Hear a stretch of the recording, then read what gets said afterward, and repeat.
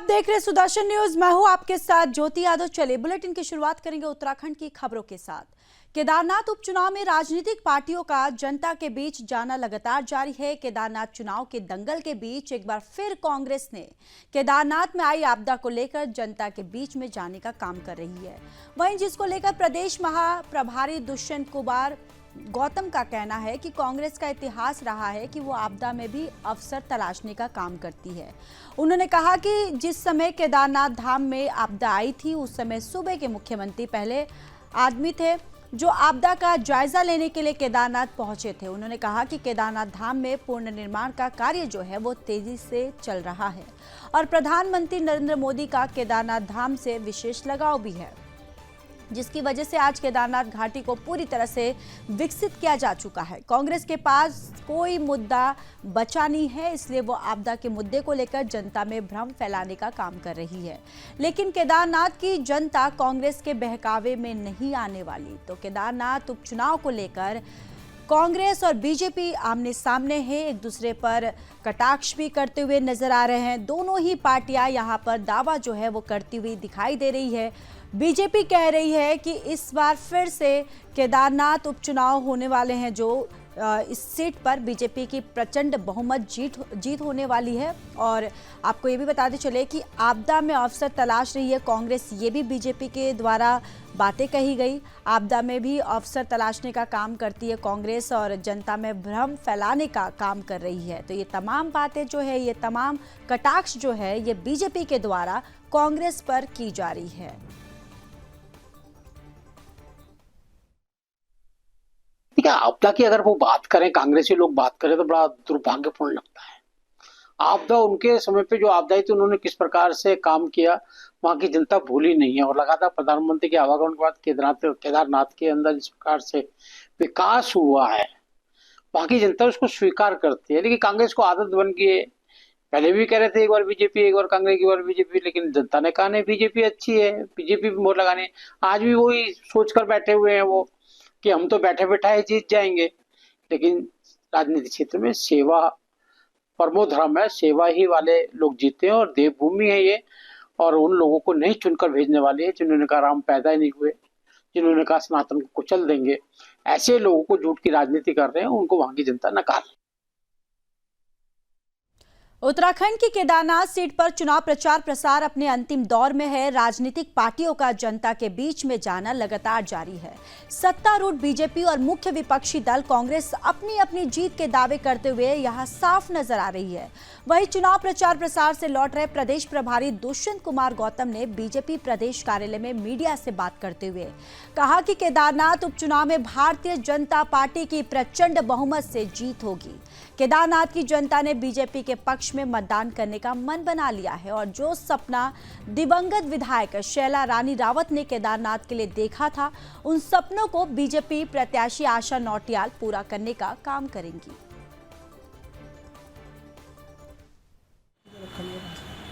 देखिए, मैं भी पहले भी नॉमिनेशन में भी गया था, आज भी होकर आया हूँ। वहां पर वातावरण जो बन रहा है, केदारनाथ की जनता ने मन बना लिया है कि आशा नोटियाल जैसा नेतृत्व जो पहले भी 2 बार विधायक रहे हैं, जो पारदर्शिता से उन्होंने वहां की सेवा की है, उस पर मोहर लगाने वाले हैं। और जो पूरे उत्तराखंड के अंदर देश के प्रधानमंत्री नरेंद्र मोदी जी 10 दशक उत्तराखंड का होगा, उसके ऊपर प्रदेश के मुख्यमंत्री जिस प्रकार से काम कर रहे हैं, आपने देखा ऑल वेदर रोड हो गई, कनेक्टिविटी हो गई, ट्रेनों का आवागमन हो गया, नई बसों का आवागमन, रोडों का निर्माण हो गया, ऐसे अनेकों अनेक चीजें, महिलाओं का सम्मान वाली बात है। और सबसे बड़ी बात है कि आज उत्तराखंड के अंदर 1 डिस्ट्रिक्ट 1 प्रोडक्ट को जो ग्लोबलाइजेशन किया गया है G20 के माध्यम से, और आज जैसा उत्तराखंड की कल्पना उत्तराखंड के निर्माताओं ने, क्रांतिकारियों ने की थी, आज उत्तराखंड उस ओर बढ़ रहा है। इसलिए उत्तराखंड की जनता ने दूसरी बार उस पर मोहर भी लगाने का काम किया है। और आज मुझे लगता है कि केदारनाथ के अंदर इस बाई इलेक्शन के अंदर शीला रानी के सपनों को साकार करना और प्रधानमंत्री की सोच और विचार है उसको क्रियान्वयन के लिए वहां पे जो विधायक आशा रानी नौटियाल के रूप में वह भारी बहुमत से जीतने वाली है।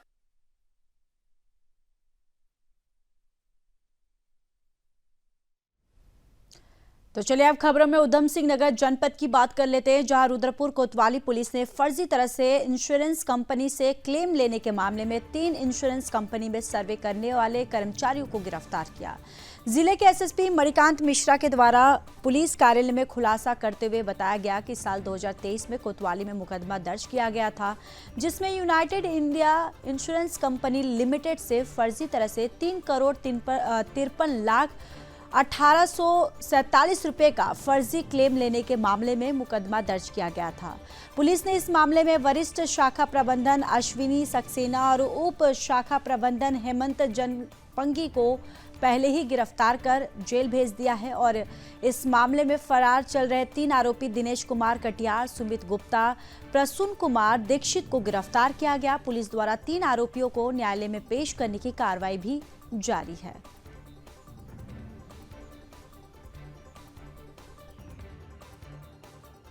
पिछले वर्ष जुलाई के महीने में यूनाइटेड इंश्योरेंस इंडिया कंपनी के द्वारा एक प्रार्थना पत्र दिया गया, जिसमें अपराध पंजीकृत हुआ। उनके द्वारा ये बताया गया कि बैंक के कुछ कर्मचारियों और उनके सर्वेयर के द्वारा मिलकर फर्जी क्लेम किए गए, जिसमें वाहनों के डैमेज होने के फर्जी क्लेम थे और बहुत मोटी धनराशि लगभग 3.5 करोड़ रुपए की धनराशि गलत तरीके से निकालकर अलग अलग खातों में दी गई, जिस पर अपराध पंजीकृत किया गया और उसकी विवेचना चल रही थी। इसमें आज 3 लोगों को न्यायालय के समक्ष प्रस्तुत किया जा रहा है, जिसमें दिनेश, सुमित और प्रसून 3 लोग गिरफ्तार किए गए हैं। ये सर्वेयर का काम करते थे, जो एक ही वाहन को कई एंगल से उसका फ़ोटो लेकर अलग अलग क्लेम में उसी वाहन को लगाते थे और जो वाहन मालिकों को इसमें पैसा जाता था। इसमें बैंक के कर्मचारी भी इन्वॉल्व थे, सर्वेयर भी इन्वॉल्व थे। आज उसमें 3 लोगों की गिरफ्तारी हो गई है और उन्हें न्यायालय के समक्ष प्रस्तुत किया जा रहा है। धोखाधड़ी के ऐसे मामले जो बैंक और जिस बैंक को धोखा दिया गया है या बैंक के कर्मचारी जिसमें शामिल हैं, ऐसे कई मामले हैं और उनको चिन्हित किया गया है और उन मामलों को प्रायोरिटी बेस पर ध्यान में रखते हुए उनमें अभियुक्तों को गिरफ्तार किया जा रहा है। उनके अलावा तो इनके साथी इसमें इनके बैंक के भी साथी हैं, उन लोगों को भी गिरफ्तार करने का प्रयास किया जा रहा है। रुद्रपुर में ट्रांजिट कैंप के विवेक नगर में देर रात एक कॉस्मेटिक की दुकान में भीषण आग लग गई। आग इतनी तेज थी कि दुकान में रखा सारा सामान जलकर राख हो गया। सूचना मिलते ही दमकल विभाग की टीम ने मौके पर पहुंचकर आग पर काबू पाया। बताया जा रहा है कि विवेक नगर में त्रिलोक सिंह नाम के शख्स की दुकान थी। रोज की तरह वो अपनी दुकान बंद कर लौट रहा था। कुछ समय बाद जब वो सड़क से गुजरा तो किसी अन्य व्यक्ति ने उन्हें बताया कि उनकी दुकान से धुआं निकल रहा है। उसने तुरंत अपनी दुकान में जाकर देखा तो दुकान से धुआं निकल रहा था। आग की सूचना तुरंत 112 पर दी गई, जिसके बाद फायर ब्रिगेड की गाड़ी जो है वो मौके पर पहुंची। मिली जानकारी के मुताबिक दुकान में करीब 4 से 6 लाख रुपए का माल था, जो अब जलकर राख हो चुका है। वहीं रुद्रपुर के अग्निशमन अधिकारी गिरीश चंद्र विष्ट ने बताया कि आग लगने की सूचना पर फायर की टीम मौके पर पहुंची थी और आग पर काबू पा लिया गया है। आग लगने के कारणों की जांच की जा रही है और आग से हुए नुकसान का आकलन भी किया जा रहा है।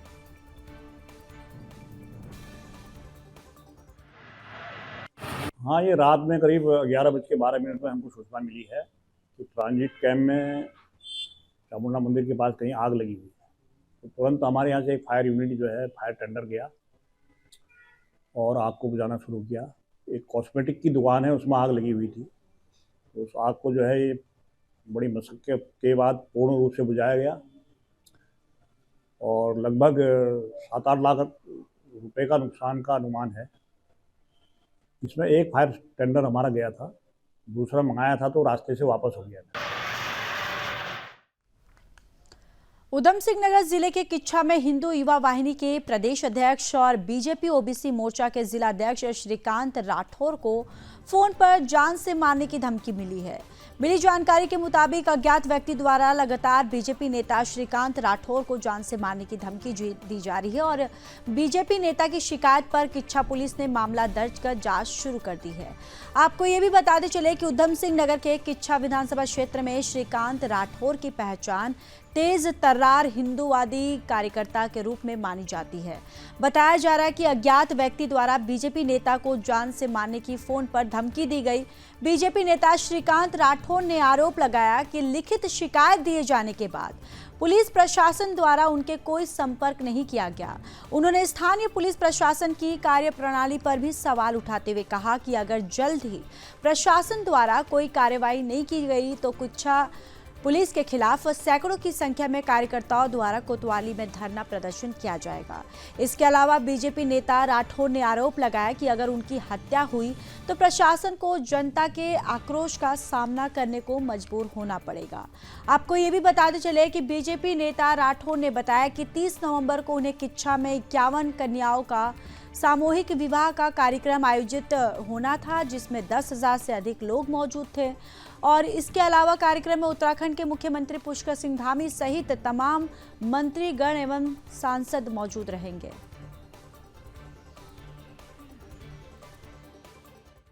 देखिए, हम तो कार्यक्रम में व्यस्त हैं। हमारे द्वारा हमारी टीम के सहयोग से हम 51 निर्धन कन्याओं के सामूहिक विवाह 30 नवंबर 2024 को किच्छा में बहुत बड़ा भव्य कार्यक्रम कराने जा रहे हैं। उस कार्यक्रम में हम व्यस्त थे और व्यस्त चल ही रहे हैं लगातार।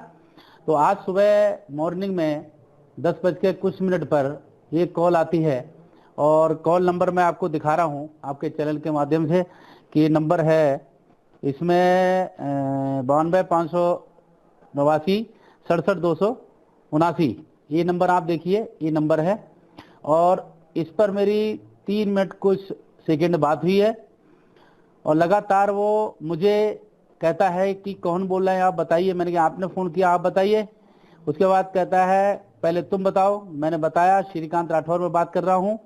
उसके बाद ये मिस कॉल है, देखिए आप, लगातार फोन करता जा रहा है, ये पूरी डिटेल उसकी पड़ी हुई है। और जब मैंने बताया तो मैंने कहा कौन बोल रहे हो, तो बोले मैं कभी बोल रहा हूँ, तुझे इससे क्या मतलब, और तेरी जो है 24 घंटे के अंदर हत्या कर दी जाएगी। और तेरी हत्या करने के पश्चात उत्तर प्रदेश के माननीय मुख्यमंत्री जी को भी उसने, योगी आदित्यनाथ जी का भी नाम इसमें शामिल किया कि योगी आदित्यनाथ जी को भी हम मार देंगे, पहले तेरा कत्ल करेंगे, उसके बाद हम उन्हें मारेंगे। और फोटो मुझे बताया कि तेरी फोटो हमारे पास है और अभद्रता की गई, बहुत ज्यादा गाली गलौज की गई। उसके बाद हमने जाके तुरंत इसकी पुलिस को सूचना दी। किच्छा कोतवाली में हमने लिखित तहरीर दे दी है।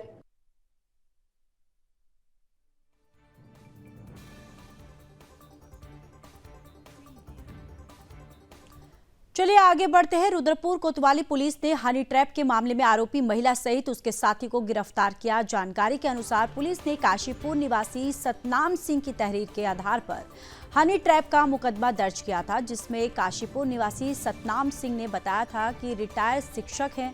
वो किसी काम से रुद्रपुर आया और उसने महिला को फोन किया तो महिला उसको चाय पिलाने के बहाने अपने घर ले गई थी। आरोप है कि इस दौरान महिला ने अपने कपड़े उतारे और चाकू की नोक पर उसके भी कपड़े उतरवाकर उसकी वीडियो क्लिपिंग बनवाई थी। इस दौरान महिला के 3 अन्य साथी भी मौके पर पहुंच गए थे और सतनाम सिंह के साथ जमकर मारपीट की गई और एक साथी ने खुद को हाईकोर्ट का वकील बताया तो दूसरे ने बिलासपुर का ग्राम प्रधान और तीसरे ने खुद को एंटी ह्यूमन ट्रैफिकिंग टीम का कर्मचारी बताया। उससे 3,65,000 रुपए की नकदी भी ठग ली थी। पुलिस ने तत्काल मुकदमा दर्ज कर आरोपियों की तलाश शुरू कर दी है और अब पुलिस ने महिला गौरी वर्मा और उसके साथी अजय गुप्ता को वार्ड नंबर 21 रुद्रपुर से गिरफ्तार किया है। पुलिस ने दोनों आरोपियों को न्यायालय में पेश किया है, जहां से आगे की कार्रवाई जो है वो की जाएगी। वहीं जिले के एसएसपी मणिकांत मिश्रा ने पुलिस कार्यालय में मामले का खुलासा करते हुए बताया कि हनी ट्रैप में 2 आरोपियों को गिरफ्तार किया गया है और फरार आरोपियों की तलाश जो है वो की जा रही है।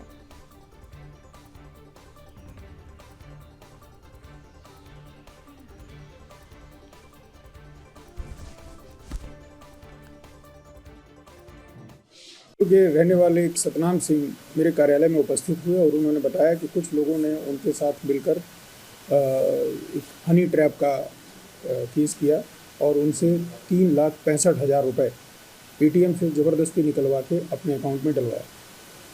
जिस दिन प्रार्थना पत्र प्राप्त हुआ वो बड़े डरे और सहमे हुए थे। उनको ऐसा लगता था कि मैं बदनाम हो जाऊंगा, और उन्होंने बड़ी हिम्मत करके मेरे पास वो उपस्थित हुए। मैंने इस प्रार्थना पत्र को जीतो कंबोज, जो हमारे इंस्पेक्टर हैं एंटी ह्यूमन ट्रैफिकिंग में, उनको दिया, और बड़ी गोपनीयता से जीतो कंबोज के द्वारा इसमें जांच की गई। जांच के उपरांत ये पाया गया कि जो तथ्य प्रार्थना पत्र में दिए गए हैं वो सही है। उस पर अपराध पंजीकृत हुआ, और उसमें आज 2 लोगों को गिरफ्तार किया गया है। जो महिला जिन्होंने सतनाम सिंह को फंसाया और गलत फ़ोटो और वीडियो बनाई और उसको मीडिया में या सोशल मीडिया में अपलोड करने की धमकी के नाम पर पैसे लिए, और उनका सहयोग करने वाले अजय गुप्ता, उनको भी गिरफ्तार किया गया है। एक व्यक्ति और विवेक को गिरफ्तार होना शेष है, जल्दी उसे गिरफ्तार किया जाएगा। हाँ, अजय गुप्ता की राशन की दुकान है यहाँ पर, और वो इस तरह कई लोगों को, ये पूरा गैंग मिलकर कई लोगों को फंसा चुका है। अभी तक 1-2 फ़ोन मुझे सुबह भी आज आए हैं। अगर वो लोग सामने आते हैं तो उनके द्वारा दिए प्रार्थना पत्र पर अपराध पंजीकृत किया जाएगा।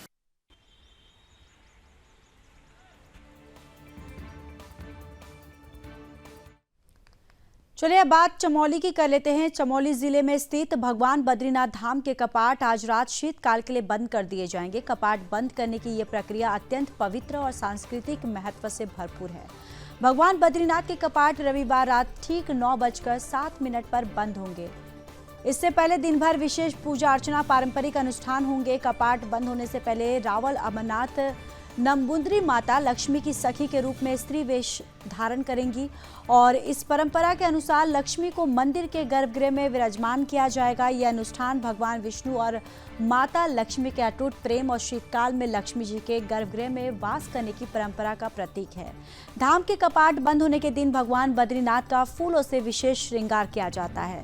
सुबह ब्रह्म मुहूर्त में 4 बजे मंदिर खोला जाएगा। इसके बाद 4:30 बजे अभिषेक और पूजा होगी, और दिन का भी भोग जो है वो लगाया जाएगा। इस दौरान श्रद्धालु दर्शन कर सकेंगे। शाम 6:45 पर सायकालीन पूजा आरंभ होगी, और 7:45 पर रावल लक्ष्मी को मंदिर में प्रवेश करवाएंगे।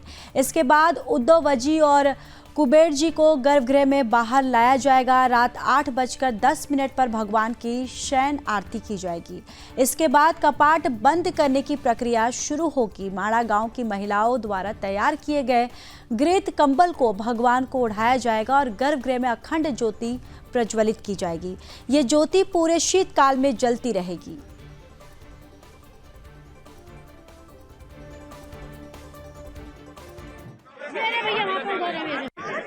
देखिए, विगत 2 महीनों से बद्रीनाथ धाम की यात्रा काफ़ी अच्छे से सुचारू रूप से चल रही है, और श्रद्धालुओं में भी काफ़ी उत्साह देखने को मिल रहा है। प्रतिदिन औसतन 10 से 12 हज़ार यात्री दर्शन कर रहे हैं, और आतिथ्य तक हमारे 13,60,000 श्रद्धालुओं ने बद्रीनाथ धाम के दर्शन कर लिए हैं। क्या है कि ये आंकड़ा कहीं ना कहीं 14.5 लाख तक चला जाएगा।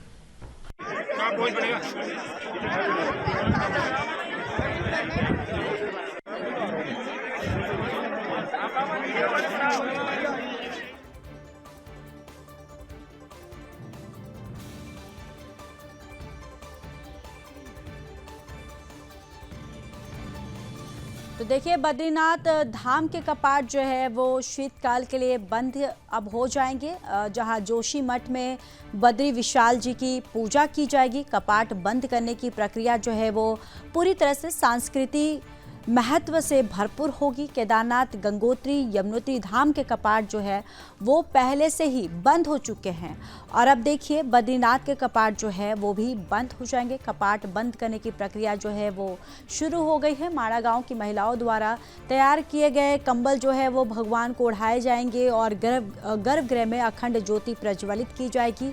और मान्यता है कि ये ज्योति जो है ये पूरे शीतकाल में जलती रहती है, और जिसके बाद ये जो पूरी प्रक्रिया है वो पूरी तरह से सांस्कृतिक महत्व से भरपूर होगी। और इससे पहले ये भी जानकारी देते चले कि केदारनाथ और गंगोत्री, यमुनोत्री धाम जो है इनके कपाट पहले से ही बंद हो चुके हैं।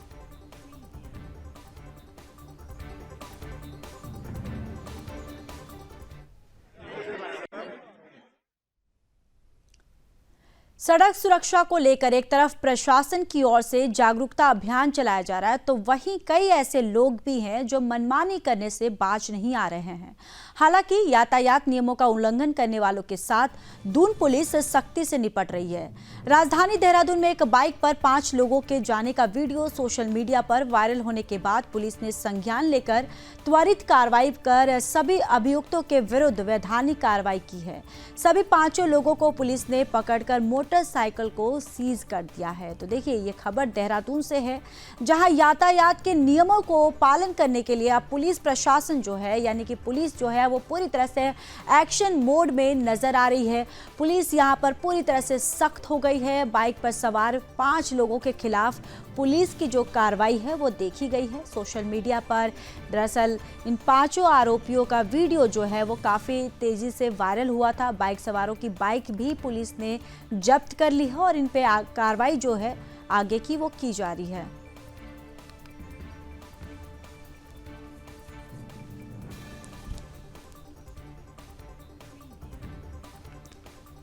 तो देखिए, यहाँ पर यातायात नियम को लेकर पुलिस का एक्शन देखने को मिला है, जहाँ 5 आरोपियों को पुलिस ने गिरफ्तार किया। उनकी जो बाइक थी पुलिस ने वो भी जब्त कर ली है।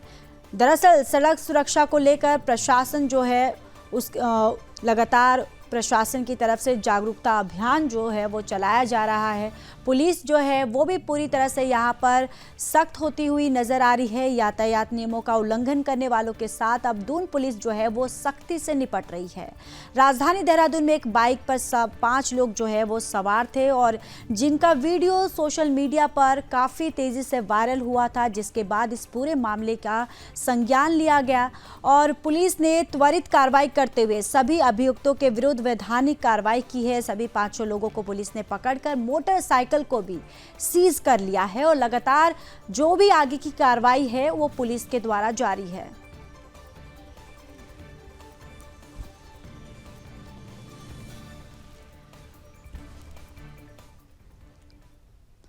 सार्वजनिक स्थानों पर जाम छलकाने वालों के खिलाफ पुलिस ने अभियान तेज कर दिया है। दून पुलिस शहर के अलग अलग हिस्सों में अभियान चलाकर जाम छलकाने वालों के खिलाफ कड़ी कार्रवाई कर रही है, जिसमें अब तक 1800 से ज़्यादा चालान किए गए हैं, जिसमें 5 लाख से ज़्यादा धनराशि अब तक वसूली गई है। एसएसपी देहरादून अजय सिंह ने तमाम चौकी प्रभारियों को कड़े निर्देश दिए और साथ ही कहा गया कि जाम छलकाने वालों के साथ ही शरारती तत्वों पर भी सख्त कार्रवाई की जाए, ताकि दून शहर का माहौल जो है वो खराब ना हो और इसके साथ ही लगातार हो रही सड़क दुर्घटनाओं पर भी अंकुश लग सके, यानी कि रोक लग सके। तो देखिए, जाम लगाने वालों के खिलाफ अब पुलिस जो है वो लगातार यहाँ पर एक्शन में दिख रही है। पुलिस के तरफ से अभियान जो है वो तेजी से चलाया जा रहा है। सड़क दुर्घटनाओं पर अंकुश लगाने के लिए लगातार पुलिस के द्वारा यहाँ पर कार्रवाई की जा रही है और अब तक 1800 से ज़्यादा चालान भी किए जा चुके हैं। अब तक वसूली की अगर बात करें तो 5 लाख से ज़्यादा धनराशि जो है वो वसूल की गई है।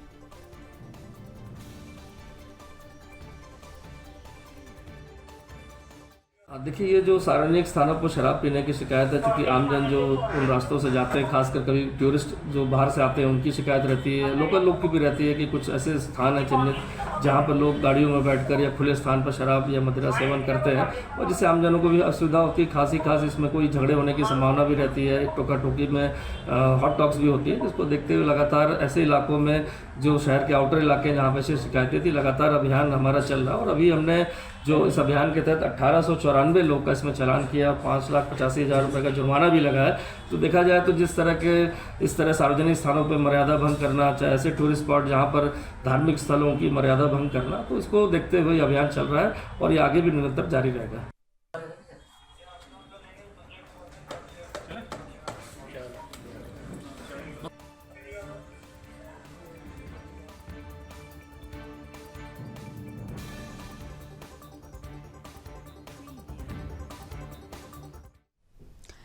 पीएम श्री राजकीय इंटर कॉलेज हरबटपुर में बाल दिवस के अवसर पर राज्य स्तरीय बाल चौपाल का आयोजन किया गया।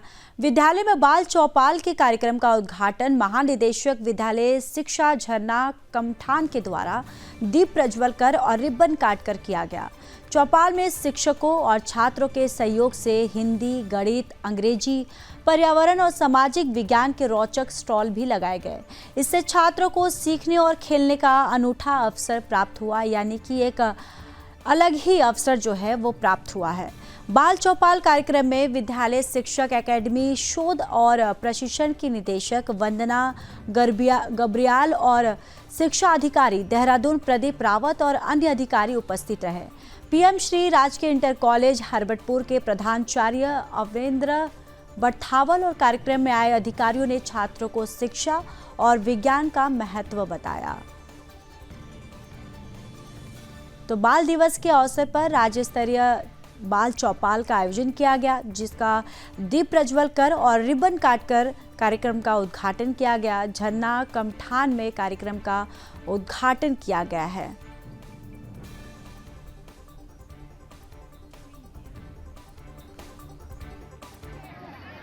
ये दरअसल हमारा जो बाल दिवस होता है उसके उपलक्ष्य में हम लोग हर साल अपने स्टेट में एक बाल चौपाल के नाम से बच्चों के लिए मनाते हैं, जो कि हर वर्ष अपने कैंपस में करते हैं निदेशालय में। इस वर्ष हम लोगों ने कुछ नया करने की सोची और हम इंटीरियर ब्लॉक में विकास नगर ब्लॉक के हरबटपुर GIC में हम लोग इसको कर रहे हैं, जिसमें हमारे लगभग 46 स्कूल के बच्चे पार्टिसिपेट कर रहे हैं और बहुत खुश हैं बच्चे। अलग अलग स्टॉल्स दिखाए हैं, मैथमेटिक्स का है, साइंस का है, स्टैम लैब है, आपका विभिन्न साइंस के इक्विपमेंट्स लेकर आए हैं, आपका हिंदी है और स्काउट गाइड है। बहुत सारी चीज़ों के स्टॉल्स हमने लगाए हैं जिसमें बच्चे सीख रहे हैं और आनंद ले रहे हैं। देखिए, ये बाल दिवस के उपलक्ष्य में आज यहाँ विकास नगर के हरबटपुर इंटर कॉलेज में, जो कि पीएम श्री विद्यालय भी है, यहाँ पे बाल चौपाल का आयोजन किया गया है और इसमें लगभग 43 स्कूल्स के 1600 बच्चों के द्वारा प्रतिभाग किया गया है। यहाँ पे लगभग 16 स्टॉल्स लगाए गए थे और इसमें विभिन्न जो हमारे NGOs हैं, संस्थाएं हैं, उनका भी सहयोग प्राप्त किया गया है। तो निश्चित रूप से ये कार्यक्रम जो है हमारे स्कूल में पढ़ने वाले बच्चों के लिए बहुत ही लाभकारी सिद्ध होगा और यहाँ बच्चों ने बहुत अच्छा प्रदर्शन किया है, चाहे वो मैथ्स का हो, अबैकस का हो, आर्ट क्राफ्ट्स का हो या अलग अलग सब्जेक्ट्स के जो स्टॉल्स हैं वहाँ पे। तो ये एक बहुत अच्छा कदम है शिक्षा विभाग की ओर से और निश्चित रूप से इस प्रकार के कार्यक्रम आगे भी आयोजित किए जाते रहे।